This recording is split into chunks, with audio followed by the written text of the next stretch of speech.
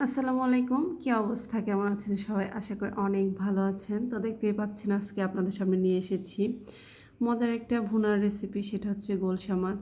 অনেকেই ট্যাংরা মাছ বলে। তো কে কী বলে জানি না।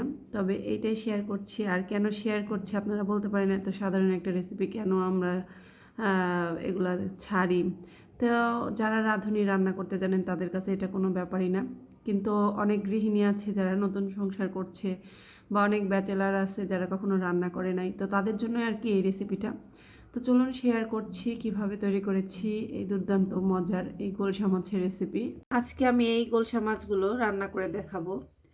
আর এই নদীর গোলসাগুলো এত যে ভালো লাগে খেতে, আর এর মধ্যে শীতের দিন সবজির সমাহার, মানে কি বলবো, তুলনায় হয় না। তো চলুন কিভাবে এই রেসিপিটা তৈরি করছি সেটাই দেখাবো। সব মাছগুলোকে ভালোভাবে ধুয়ে রেখেছি, এবার এটাকেই রান্না করব। তো একটা পাতিলের মধ্যে আমি বেশ পরিমাণ তেল দিয়ে দিয়েছি। এবার এর মধ্যে দিয়ে দিব কাঁচামরিচ, পেঁয়াজ। তো প্রথমে পেঁয়াজ দিয়ে দিচ্ছি, দিয়ে এটাকে একটু হালকা নাড়াচাড়া করে লালচে ব্রাউন করে নিচ্ছি। তো সুন্দর স্মেল ছড়াচ্ছে। আপনারা একটা কাজ করবেন, কখনোই পেঁয়াজ ধুয়ে কাটবেন না, কাটার পরে ধোবেন না, ধোয়ার আগে সবসময় কাটার আগে সবসময় পেঁয়াজটাকে ধুয়ে নেবেন। এতে করে যখন পেঁয়াজটাকে আপনারা ভাজবেন তখন একটা সুন্দর স্মেল ছড়াবে। তো সামান্য একটু পানি অ্যাড করে দিয়েছি।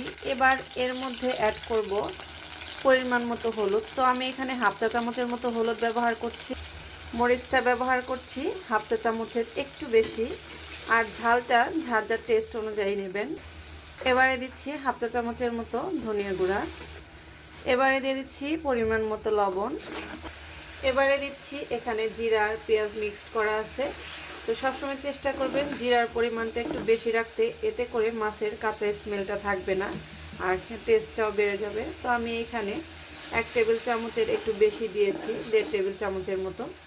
তো এবারে আমি এর মধ্যে মাছগুলোকে ছেড়ে দিব। তো আমি মাছের সাথে এখানে নতুন আলু একটা ব্যবহার করছি, একটু ফালি ফালি করে কেটে নিয়েছি চিকন করে। তো আমি দুটো একসাথে ছেড়ে দিচ্ছি। তো সাথেই দিয়ে দিচ্ছি 4-5টা কাঁচামরিচ ফালি করে। তো আমি আগেই বলেছি ঝালটা যার যার টেস্ট অনুযায়ী নেবেন, কম বা বেশি, বাড়িয়ে বা কমিয়ে যার যার প্রয়োজন অনুযায়ী নেবেন। তো আমি এটাকে এইভাবে হালকা মিডিয়াম আঁচে কষিয়ে নিচ্ছি ঢাকনা দিয়ে 5 মিনিট।